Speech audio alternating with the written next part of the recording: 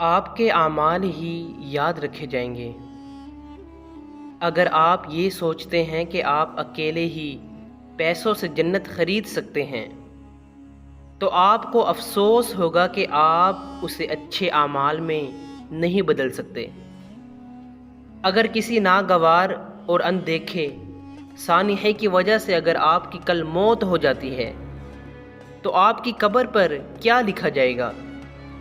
دوسرے آپ کے بارے میں کیا یاد رکھیں گے؟ آخر کار آپ اپنے اچھے اعمال کے بدولت ہی یاد کیے جائیں گے، اس دولت کی وجہ سے نہیں جو آپ نے اپنی ساری زندگی حاصل کی۔ آپ کی دولت شاید آپ کے وارثین میں جھگڑے کا باعث بنے، لیکن آپ کے اعمال آپ کے چلے جانے کے بعد بھی یاد رکھے جائیں گے۔